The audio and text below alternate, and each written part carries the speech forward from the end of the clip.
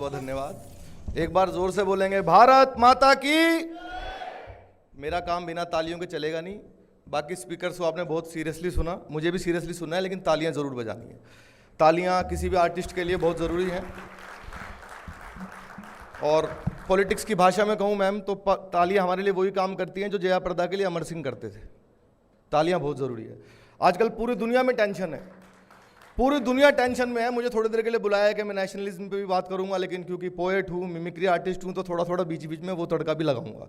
Sir ने बहुत serious मुद्दे उठाए कन्हैया कुमार से लेकर JNU तक, लेकिन आजकल क्या है, पूरी दुनिया टेंशन में, आतंकवाद की टेंशन। देखो सारी तरफ बम गोले बारूद चल रहे हैं और हम भारत पे बैठ के अपना कॉन्क्लेव कर रहे हैं। तो ये भारत की ताकत है। तो यानी इसका साफ मतलब है कि पूरी दुनिया में जब टेंशन है तो भारत के ऊपर कोई टेंशन नहीं है, भारत के अंदर टेंशन है। यानी जो भारत में लोग हैं, जो कुछ छुपे हुए, जो गद्दार किस्म के लोग जिनका जिक्र अभी सर ने किया, हमारे देश को टेंशन सिर्फ उनसे है। भारत की कोई ताकत तो हम हिला नहीं सकती। बाहर वाली ताकत तो यूक्रेन को नहीं हिला पाई, इतना छोटा सा देश है। ईरान भी लड़ ही रहा है, तो हम तो इतना बड़ा देश है, हमारा तो कोई क्या बिगाड़ेगा। हमें तो खतरा अंदर वालों से है, जो पढ़ा भी रहे हैं तो बम बना रहे हैं, कुछ भी कर रहे हैं तो बम बना रहे हैं। तो मैंने 4 पंक्तियां लिखी थी, वहीं से शुरू करता हूँ, फिर थोड़ा हंसाऊंगा अभी आपको। हंसाते हंसाते राष्ट्रवाद की बात करेंगे। हंसाना भी राष्ट्रवाद है आजकल, हालांकि हंसाने के नाम पर भी गालियां हो गई हैं। माधवी लता जी आई थी, उन्होंने बताया था कॉमेडी के नाम पर भी क्या क्या चल रहा है। पहले फिल्मों में गालियां, फिर OTT पर गालियां, फिर वेब सीरीज में गालियां, ड्रामा नाटकों में गालियां, थिएटर में गालियां, अब कॉमेडी के नाम पर भी गालियां हो गई है। गालियां ही गालियां, उनके पास, जिनके पास कोई सब्जेक्ट नहीं है, कोई टॉपिक नहीं है, वो गालियां दे रहा है। और लड़कियां ज़्यादा दे रही हैं, और लड़कियां सुनने भी ज़्यादा जा रही हैं। यानी कि 2,500 रुपये का टिकट देख के हम अपने परिवार के साथ गालियाँ सुनने जा रहे हैं भाई। तो सोचो देश कहाँ जाएगा। तो कम से कम मुझे गर्व है कि मैं एक ऐसा कलाकार हूँ, मैंने बचपन से आज तक कभी कोई गाली नहीं दी, कभी कोई डबल मीनिंग बात नहीं की। अपनी कॉमेडी में, मिमिक्री में, पोइट्री में हमेशा राष्ट्रवाद को रखा है। तो मैं 4 पंक्तियों से शुरू करता हूँ, क्योंकि उन्होंने JNU की बात गुप्ता जी ने छेड़ दी थी। अभी फरीदाबाद में आपने देखा एक यूनिवर्सिटी थी जिसमें कितने सारे प्रोफेसर थे, प्रोफेसरनियाँ भी थी उसके अंदर बहुत सारी हिजाब वाली, जिन्होंने बम बनाए, और पूरे देश के अंदर कहाँ कहाँ उनके बम पकड़े गए। तब मैंने लिखा कि वो पढ़ लिख कर भी केवल बम बनाना चाहता है। अंतिम बात, अगर सच लगे तो तालियां बजाना, अगर ना लगे तो मेरा विरोध करना, लेकिन करना कुछ ना कुछ, खाली नहीं बैठना है, ठीक है। वो पढ़ लिख कर भी केवल बम बनाना चाहता है, जाने क्या बनाना और क्या कमाना चाहता है। वो इतना अनपढ़ है, जाहिल है, जिहादी, धरती को जहन्नुम बना जन्नत में जाना चाहता है।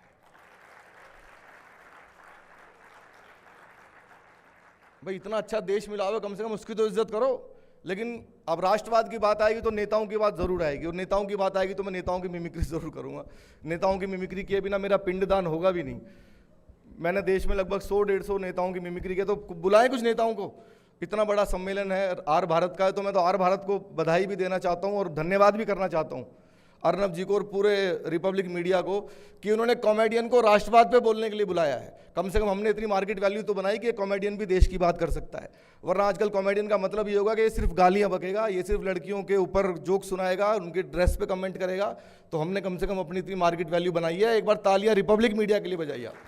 धन्यवाद। बहुत सारी टेंशन हमारे देश में, लेकिन मैं आप दिल्ली में रहता हूं तो सर हमारा टेंशन तो कुछ बिगाड़ नहीं सकती। हमारा क्या बिगाड़ेगी? हमने तो 11 साल से टेंशन को मुख्यमंत्री बना रखा था। आप तो चले गए हो भाई साहब। उनका एक ही काम था, हमारे केजरीवाल जी का, पिछले 12 सालों से उनका एक ही काम था। वो सुबह सुबह उठते थे, नहा धोके शीशे के सामने जाकर रोज एक ही डायलॉग बोलते थे, एक बार दिल्ली पुलिस मुझे दे दो ठीक कर दूंगा, एक बार दिल्ली पुलिस मुझे दे दो ठीक कर दूंगा। अच्छा, दिल्ली पुलिस भी यही कह रही थी। अभी तो वो बरी हो गए हैं, कोई बात नहीं, तालियां आएंगी धीरे धीरे, मुझे पता है। हमें तो आदत पड़ी है भाई साहब। परसों रोहतक में प्रोग्राम कर रहे थे, 1 लाख आदमी बैठे थे सामने, किसी ने तालियां नहीं बजाई। हमें तालियों की बुरी आदत है। पीछे बैठे ताऊ ने बजा दी। मैंने कहा ताऊ जी बहुत बहुत शुक्रिया, लगता है बात आपको समझ में आ गई। बोले तू लगा रहा है, मैं तो तंबाकू कूट रहा हूँ। तो तालियां बहुत जरूरी है। अभी सर वो बरी हो गए, बरी हो गए तो मेरे सपने में आए। मैंने कहा सर आप तो बरी हो गए, निचली अदालत ने आपको बरी कर दिया, अब ये बीजेपी कह रही है कि हम हाई कोर्ट में जाएंगे। तो केजरीवाल जी का बयान आया, आज मैं बरी हो गया हूं, निचली अदालत ने बरी कर दिया मुझे, अब ये भाजपा वाले हाई कोर्ट में जाएंगे। ये हाई कोर्ट चले जाएं, कोई सी कोर्ट में चले जाएं, मैं सारे रिपब्लिक मीडिया के सामने कह रहा हूं, आज ये कहीं चले जाएं, अगर मेरे खिलाफ कोई करप्शन साबित हो जाए, कोई घोटाला साबित हो जाए, सरेआम फांसी दे देना मनीष को। हाँ, मुझे क्यों दे देना? तो ये क्या नेताओं का नेताओं ने बहुत टेंशन दी हमारे देश के अंदर। मेरे जैसे लोग आए जिन्होंने मेरा ये बचपन से ये मानना है कि कॉमेडी में मिमिक्री जो लोग करते हैं, खासकर वो बॉलीवुड वालों की मिमिक्री करते हैं। तो मेरा ये मानना है नेताओं की मिमिक्री सबसे पहले होनी चाहिए, क्योंकि नेताओं के नाम पर भाई भाई से लड़ जाता है, अड़ोसी पड़ोसी से लड़ जाता है, हस्बैंड वाइफ से लड़ जाता है। तो नेताओं की मिमिक्री करना भी अपने आप में एक राष्ट्रवाद है, और मैं तो सबकी करता हूँ। मैंने कोई नेता नहीं छोड़ा जिसकी मिमिक्री मैंने ना की हो। तो मैं चाहता हूँ कि आपके इस मंच पर कुछ बहुत सारे नेताओं को बुलाया जाए। बुलाएं क्या? पक्का सुन के बताओगे? सबसे पहले किसको बुलाएं? मोदी जी तो आखिरी में आएंगे मैडम। सबसे पहले मैं चाहता हूं देश के सबसे ईमानदार नेता को बुलाया जाए। सबसे ईमानदार नेता, अरे भाई मैं ब्रह्मांड का नहीं कह रहा, देश का कह रहा हूं। सबसे ईमानदार नेता श्री लालू प्रसाद यादव।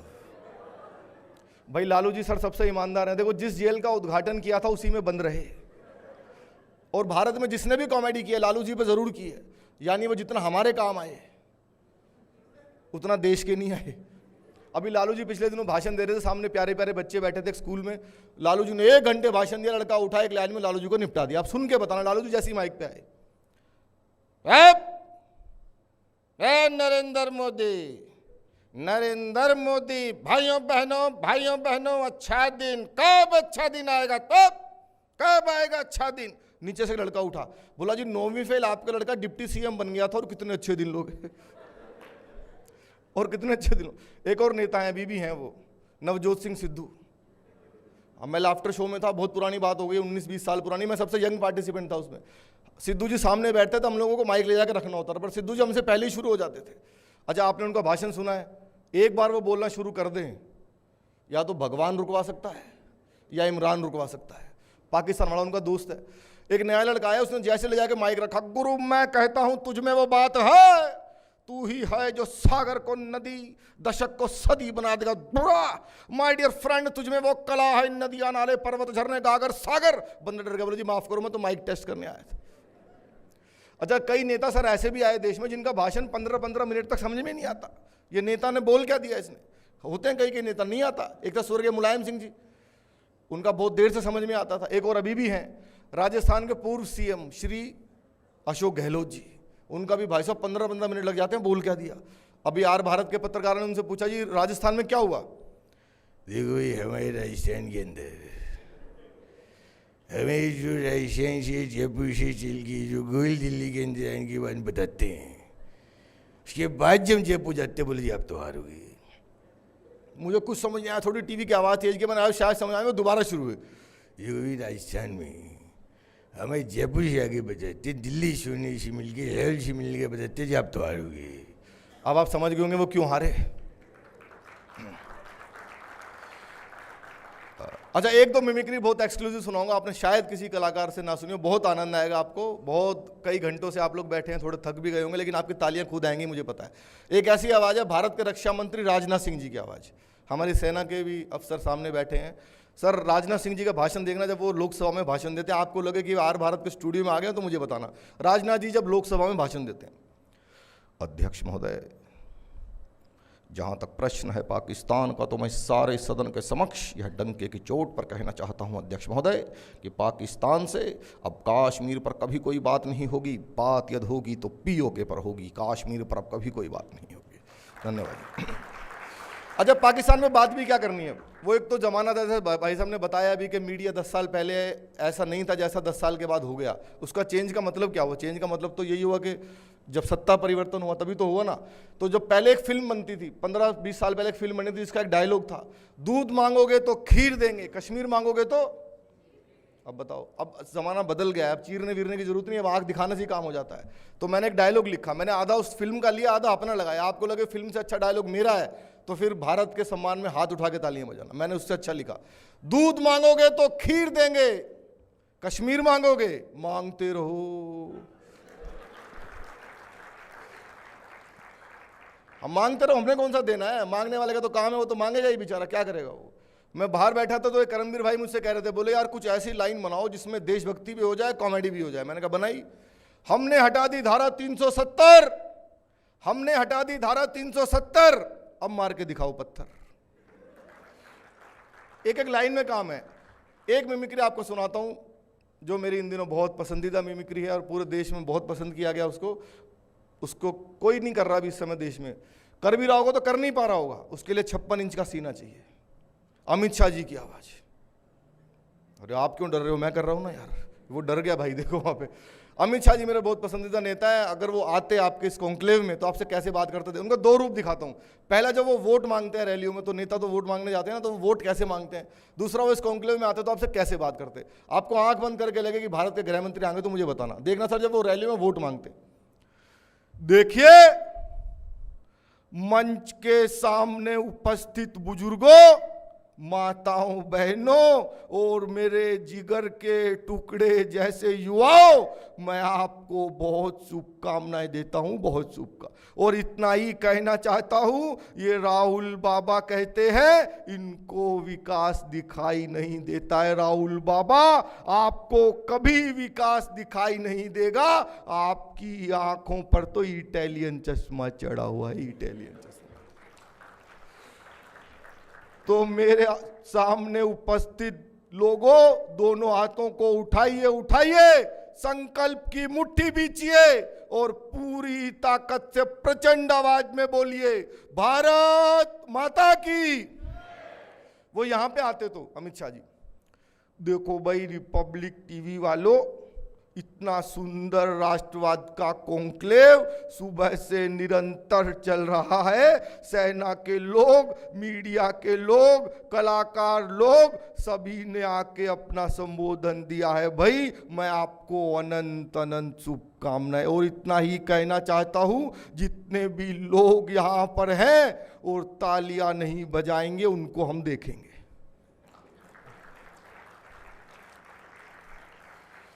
बहुत सारे नेता हैं, ये तो सनातन का मंच है। आर भारत को तो हम सनातन का और राष्ट्र का मंच मानते हैं। हमारे सनातन में जब तक पूर्ण आहुति ना डाले तो कोई अनुष्ठान संपन्न होता ही नहीं। ऐसी नेताओं की मिमिक्री करो और उनकी ना करो तो मिमिक्री का अनुष्ठान भी संपन्न नहीं होगा। देश के बहुत बड़े नेता, युवा दिलों की धड़कन, श्री राहुल गांधी जी। भाई साहब ऐसे हंसोगे नहीं आप, कॉमेडी में मेरे सीनियर हैं वो। हाँ मेरे सीनियर, मैं 12 देशों में गया हूं भाई। वो हर महीने किसी ना किसी देश में जाके मुझसे अच्छा परफॉर्म करके आते हैं। राहुल जी यहां पर आते इस राष्ट्रवाद के सम्मेलन में, पहली बात तो क्यों आते वो, लेकिन अगर आते और कॉमेडी के मिमिक्री के बारे में बोलते जो मैं कर रहा हूं, तो वो कैसे आपको समझाते और आप समझ जाते तो मुझे बताना। राहुल जी आते तो, देखिए भैया ये जो कॉमेडी है, मिमिक्री, ये क्या होती है मैं आपको बताता हूं। नहीं आप नहीं समझ रहे हो, अच्छा आप समझ गए हो, ओके मैं आपको बताता हूं। कल मैं हरियाणा गया, खुद गया सेल्फ। एक किसान आया, फार्मर, मुझसे कहता है राहुल जी ये क्या हुआ। मैंने पूछा व्हाट। बोला बारिश आई और मेरी फसल नष्ट हो गई। बारिश आई, फसल गई। मैंने उससे पूछा खुले में क्यों बोते हो। वो समझ गया भैया। मुझसे कहता है, सम्मान से कहता है भाई साहब आप जाइए। ये है कॉमेडी, खत्म, टाटा बाय बाय। अब आएगा मजा। ये मजा सबको दूंगा भैया जलेबी की फैक्ट्री में। ये नेता, बहुत सारे नेता हैं, मैंने बहुत सारे नेताओं की मिमिक्री की है। केजरीवाल जी मुझे फिर से अचानक से याद आ गए। केजरीवाल जी मेरे बहुत पसंदीदा नेता, क्योंकि मैं दिल्ली में रहता हूं। उनके ऊपर तो मेरा इतना लंबा एपिसोड, आपका पूरा कॉन्क्लेव खत्म हो जाएगा पर कंटेंट खत्म नहीं होगा। सर नेता कमाल कमाल का करते हैं। राष्ट्र बनेगा कैसे जब तक हमारे देश में नेता, राजनीति में अच्छे अच्छे लोग नहीं आएंगे तो कैसे बनेगा। बच्चों की कसम झूठी खा ली, बताओ भाई, पड़ोसी के बच्चों की खा लेता, बच्चों की भी अपनी खाई। कितना बड़ा फाउल है यार, ये तो अनपढ़ भी नहीं करेगा ऐसा काम तो, लेकिन खा ली उन्होंने। भाई साहब नेता कुछ भी कर सकते हैं, आप सोच भी नहीं सकते, नेता वहां तक सोचता है। अभी जब हमारे दिल्ली के कई सारे मंत्री जेल में थे पिछली सरकार में, सत्येंद्र जैन साहब जेल में थे, तो सीबीआई उनसे तिहाड़ जेल में जांच करने गई। और सत्येंद्र जैन साहब ने कहा मेरी याददाश्त चली गई, मुझे कुछ भी याद नहीं। तो केजरीवाल जी मेरे सपने में आए, मैंने कहा भाई साहब आपके मंत्री की याददाश्त चली गई। उन्होंने बोलना शुरू किया, नमस्कार दोस्तों, साथियों मेरे एक मंत्री को उठा के ले गए सीबीआई वाले, उसकी बेचारे की याददाश्त चली गई, वो सब कुछ भूल गया, उसको कुछ भी याद नहीं है, उसको बस इतना याद है कि मेरी याददाश्त गई है, इसके अलावा उसको कुछ भी याद नहीं है। दोस्तों वो झूठ नहीं बोल सकता, मैंने खुद देखा है उसकी याददाश्त को जाते हुए, मेरे सामने गई है उसकी याददाश्त, ऐसे गई है, हरे रंग की थी, मैंने खुद देखा है। मैंने कहा जब क्या करना चाहिए, मेरा मानना है कि सत्येंद्र जैन को भारत रत्न मिलना चाहिए, भारत रत्न। मैंने कहा जी क्यों मिलना चाहिए? 2 साल जेल में बंद रहा, जुबान नहीं खोली, इसलिए मिलना चाहिए। ये नेताओं ने टेंशन दी हुई है देश के अंदर, लेकिन क्योंकि ये राष्ट्रवाद का मंच है तो मेरी तो यही अपील है, सभी जैन जीज मेरे सामने बैठे, जैन जीज बैठे ना, बहुत सारे जैन जी भी बैठे हैं, बहन जी भी बैठी हैं, सब लोग बैठे हुए हैं, तो उनसे एक ही अपील है, कम से कम अपने चक्षु खोल के रखो, देश के खिलाफ कौन काम कर रहा है। हम लोग क्या है, बह जाते हैं बहुत जल्दी। हमने इंस्टाग्राम की कोई रील खोली तो हम ये नहीं देखते कि वो बोल क्या रहा है, बस रील पे अगर हमें कोई 10-12 आदमी दिखाई दिया तो हम मान लेते हैं भाई दुनिया का सबसे ज्ञानी आदमी यही है, ये जो कुछ कह रहा होगा बिल्कुल सच कह रहा होगा। हम ये सोचते ही नहीं कि ये कह क्या रहा है, वो गालियां दे रहा है और लोग डांस कर रहे हैं। अभी हरियाणा के अंदर एक गाना आया, आपने सुना होगा, कितना गंदा गाना बादशाह ने गाया, नाम तो बादशाह है, काम उसने चपड़ासियों वाले भी नहीं किए।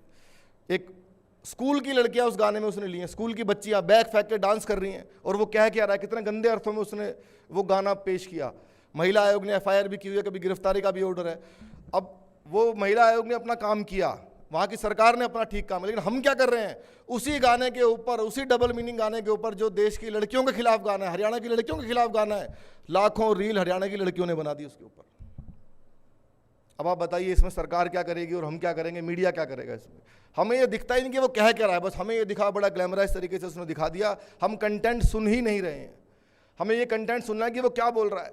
आप कॉमेडी शोज देखते हो आजकल रील्स में, वो 20-20, 30-30 लोग बैठे होते हैं सामने, उनको कोई मास ऑडियंस तो सुनने आती नहीं है, परिवार के साथ बैठ के वो कह क्या रहा है हमें वो सुनना है, बस ये नहीं देखना कि उसकी रील आ रही है तो वो बिल्कुल ठीक ही कह रहा है। नालियों में डोल रहे हैं लोग रील्स वाले, कोई नाली में कूद रहा है, कोई कूड़े के पहाड़ पे कूद रहा है, कोई सड़क पे लेट जा रहा है अपने व्यूज़ के चक्कर में, और हमारे इंस्टाग्राम वाले उन्हें लगता है भाई बहुत बड़ा सेलिब्रिटी हो गया ये।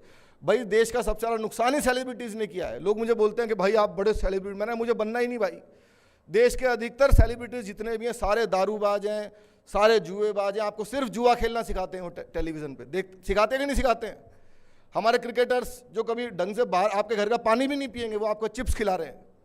तो हमें कम से कम यूथ को ये भी रहा, एक राष्ट्रवाद है, राष्ट्र कैसे बनेगा, राष्ट्र हर चीज़ से बनता है। मैं कलाकार हूँ तो कलाकार का स्तंभ भी बहुत मजबूत होना चाहिए। कलाकार के मुंह में जो शब्द रख के पब्लिक तक पहुँचाए जाते हैं वो सबसे ज़्यादा असर करते हैं दुनिया में। आप एक गाना कोई बना दो तो आपको गाना पूरे दिमाग में घूमता है। गानों से यूथ का माइंड चेंज होता है, फिल्मों से यूथ का, जो कोई कहता है ना कि यार अगर हम कोई गलत चीज़ दिखा रहे हैं OTT पे तो गलत देखने से क्या होता है, जिसको नहीं देखना मत देखें, भाई देखने से होता है।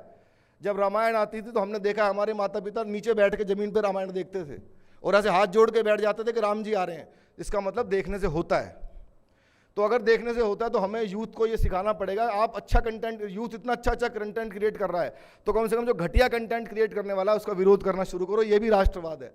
राष्ट्र के उत्थान में आपकी आहुति मानी जाएगी अगर आप किसी गलत आर्टिस्ट का, गलत कंटेंट का विरोध करना शुरू करेंगे। तो करेंगे पक्का?